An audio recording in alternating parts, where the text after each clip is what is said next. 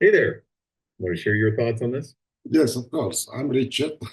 So I wrote this. So I would like to discuss about this freedom, love, and the challenge of cosmic Oh, wow, understanding. Richard, it's absolutely incredible to have you here with us. Richard, thank you so much for joining our conversation and for sharing your insightful words with us. It Okay, adds such a profound layer to our discussion, knowing we're speaking directly with the author. my Okay, Richard, pleasure. so you've given us so much to think about here. This idea that love isn't just, oh yeah, go on. Yes, it's my pleasure. And I would like to criticize that and just discuss about that. And if you want to ask question, ask me. Thank you. Absolutely, Richard. We welcome your critique and further discussion. And all the bumps in the road when we try to really live them out. Sounds messy. Yeah, it can be, but hopefully kind of beautiful too, right? It's not Our messy. guide for this exploration is an excerpt called Okay, so welcome to this deep dive. Today we're going to be taking a look at, well, Professor Richard's thoughts on To Earth for Love, specifically part one. Okay. And I mean, his writing, this is really a personal exploration of what worship, I guess, truly means. Right. Yeah. It really challenged us to think about, beyond the rituals, the formal prayers, like what does it really mean? Exactly, yeah. So, I mean, for you listening, our goal here is to kind of dig into that idea and see if maybe we can uncover a deeper, maybe more surprising understanding of what worship is and how it connects to, well, how it connects to us. Definitely. Professor Richard, I mean, right off the bat, he kind of lays it out there and says that, genuine worship, it isn't just about saying some words or performing certain actions. Right. He sees it as something, I mean, way more complete. Yeah. And what's really fascinating is how he emphasizes this idea of unity, like true worship. It involves this deep unity of mind, heart, words, soul, and deeds. It's not just one thing. It's bringing all of those parts of ourselves into this connection with, what he calls God, the creator. That's really interesting. Why do you think he emphasizes that unity so much? What practical effect might that have? Well, it seems like it's suggesting that, this true connection, it's not just intellectual, it's not just emotional, it's this full engagement of our entire being. Right.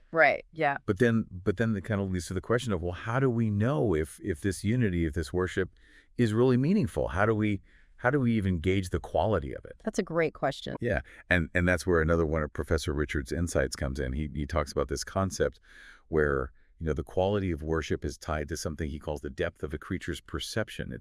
It's about how deeply we understand something.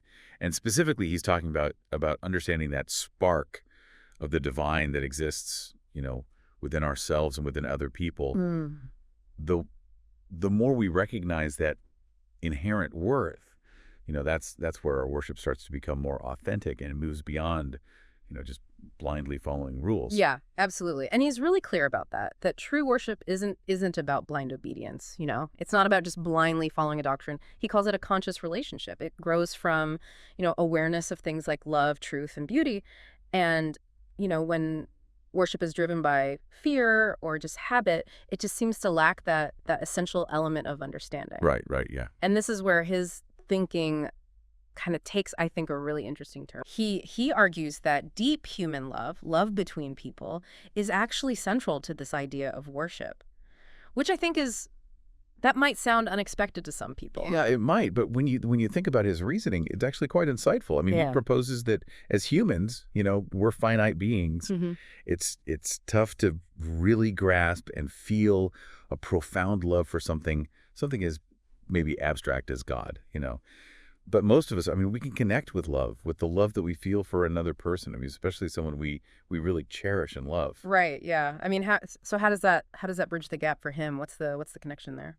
Well, the way he connects it is, when we experience that really intense love for another person and we recognize that same spark of the divine within them, Right. our feelings of gratitude and connection for that relationship, Yeah. it kind of naturally extends toward that underlying divine essence. So it's like our human love becomes this stepping stone. So like a gateway. Yeah, that Yeah. makes sense. Yeah. And if we kind of zoom out and connect this to a bigger picture, experiencing deep love for another person, it introduces us to these higher and broader feelings. Mm. It lets us feel real love, tangible, which then makes the idea of loving God with full awareness so much more, I don't know, accessible, I guess. Right. And he even says, it might be difficult to truly love God without having first experienced that deep connection with another human being. So it's almost like, appreciating a flower before you can understand the beauty of a whole garden, right? Yeah, I like that. That's a good analogy. Yeah. And he does mention that this is just part one. So he's hinting at a further exploration of this connection. He even calls it love and worship, two sides of the same coin. Right. But just to wrap up this first part, what are some of the key things that we can take away from this, from what we've just been talking about? Sure. Yeah. I mean, I think the biggest takeaway is this idea that, true worship, it's more than just, outward actions. It's about this deep conscious unity of our whole selves. Right. It's about recognizing that divine within ourselves and within each other. Right. And a really crucial part of that is experiencing this deep human love. That plays a huge part in helping us understand and feel this deeper form of worship. I think that's a really powerful takeaway. Yeah. So for those of you listening, I mean, I think something to consider is, the quality of your connections with other people, the depth of your love and appreciation for them. Could the richness of those relationships, could that offer you a new perspective on understanding a deeper connection, maybe a connection with something even greater than yourself? Yeah. So ever get that feeling? Like when you love someone so deeply, it goes way beyond simple emotions. You mean like there's something bigger at play? Exactly. And that's exactly what we're diving into today. We're exploring this really fascinating perspective on deep love. And we've been looking at Prof. Richard's work. Sometimes called Klaproth, right? Yeah, Klaproth, and his whole idea of love as worship. Right, love as worship. So what struck me right away is that Klaproth doesn't present this as some, stuffy academic theory. Oh, yeah. No, he's writing from experience. Like, he grounds it in his own life, especially his encounter with his twin flame. It's personal. Makes you want to keep reading. It totally does. It's like a whole new lens to view love through. Yeah. And the main point he makes, the real core of it, is that this intense love we feel, particularly between, say, romantic partners, it's not just about those surface feelings. It's deeper. Way deeper. It's like he's saying it's tied into the very essence of worship, this profound connection, this deep love. It's the bedrock of our most crucial relationships, the ones that really matter. True love, Okay, so where do we start with this? Well, think about this.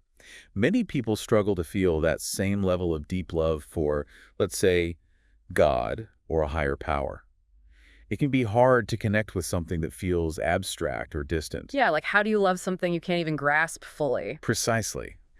But here's where Klaproth gets really interesting. He says that when you experience that profound love for another person, that love becomes real. It's tangible, something you actually feel deeply. And that's his key. Ah, okay. I'm starting to see where this is going. Right. So then he proposes this idea.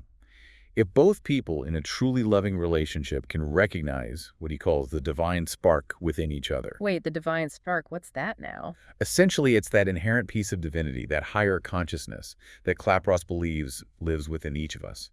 If they both see that in each other, then their immense gratitude for their connection naturally flows toward that shared essence of something bigger. Interesting. And you're saying it's crucial that both partners recognize the spark in each other. Exactly. It's like seeing something sacred in the other person and knowing they see it in you too. And that understanding elevates the love beyond just, liking how someone looks or being attracted to their personality. Okay, so the love becomes more than just personal. Way more. And then Klaproth takes this even further. He says experiencing this kind of love can be a path, a way to understand and connect with a higher power. He calls it the adjuster. The adjuster. Yeah, the adjuster. Now, in Klaproth's view, it seems like this adjuster is a source of goodness, a universal guiding principle that we become more aware of through profound love. The point being that the intense feelings we experience in deep love, they kind of open us up to bigger, more elevated emotions. Ah, so it's like our human relationships become a training ground for learning how to love on a much grander scale. You got it. But then Klaproth takes a turn and kind of critiques how we view love in modern times. Oh, really? I'm interested to hear this. Right. So he's observed that love has lost some of its depth, that for many, it's become more superficial, fleeting. Oh, yeah, totally. Like it's all based on what's happening around you, external stuff. Exactly. And he talks about how a lot of relationships become almost transactional. Yeah. Like it's all about what each person can get out of it rather than a real, deep sharing and giving. In this shallow view, love becomes like almost a commodity. Something you can just toss aside when things get tough. Sadly, yeah. And then he contrasts this with what he considers real, authentic love. And he just dismisses this idea of falling in and out of love all the time as just, you know, emotional games. Ah, so superficial. Totally. He says true love comes from a place of deep awareness and understanding of life's meaning, and most importantly, the real nature of our connections to each other. He stresses that it's not just interactions between people, but rather relationships between the divine within you and me. Wow, I love that. So powerful. Right. And to illustrate this, he brings in this cultural perspective with the Balinese concept of asankara. Asankara, that sounds familiar. Right. So it translates to greeting or gratitude. But it's so much more than that in Balinese culture. It embodies a deep reverence for the divine spark in every single person. It's recognizing that every being, at their core, reflects something greater. And loving with awareness of this spark, it's considered the highest form of worship. That really ties back into Klaproth's whole point about the profound nature of connections. It does. It does. And speaking of profound, Klaproth then issues a warning about throwing around "I love you" too casually. Interesting. Why is that? Because he believes that true love, especially between romantic partners, goes way beyond just a feeling or an emotional bond. It's not just about feeling good around each other. Exactly. He sees it as unity, a spiritual journey that requires a really deep mutual understanding between two souls about that divine spark they both carry. It goes beyond, shared memories, raising kids, or just going through life together. So it's deeper than just shared experiences. Much deeper. And with this view of love as a spiritual journey, he suggests that couples who truly connect on this level might be on a shared divine mission here on Earth. Wow, a divine mission. That adds a whole other dimension, doesn't it? It's not just personal anymore. It reframes everything. And he goes on to reiterate that discussing this kind of love with your beloved, especially a twin flame, it's basically a form of worship. Worship? Really? In its most personal, meaningful form. He emphasizes that this love goes beyond just the mind or emotions. It connects our very souls. Ah, that soul connection. I see it come up again and again in his work. It's central to his ideas. And it's important to note, he's clear that this worship isn't about idolizing the other person. Okay, so not putting them on a pedestal. No. It's about recognizing and honoring that divine spark within them. He even mentions the idea of a continuous spiritual connection, comparing it to Adam and Eve. Interesting. Adam and Eve. That implies a really primal bond, doesn't it? Definitely. And finally, Klaproth highlights how transformative this kind of deep love can be. So it changes you. Absolutely. He explains it goes beyond just personal happiness. It's a spiritual experience that brings us closer to the very essence of life. It cultivates wisdom, even deeper love, and a greater understanding of ourselves and everything around us. He really stresses how special it is to meet a twin flame and fulfill this divine mission together. So let me just make sure I got this straight. Klaproth's key idea is that deep, authentic love, it can actually be a form of worship. Yes. It's about seeing and honoring that spark of the divine in another person and understanding that our connection is something way deeper than just emotions. It's about souls connecting. Exactly. So, with that in mind, we have one final thought for you today. Considering this perspective, how might this change how you view love and connection? Do you see a divine spark in those you love? Or could you learn to see it? Think about your own experiences with deep connection. Could there be a spiritual dimension there that you haven't fully considered before? It's definitely something worth exploring. It definitely is.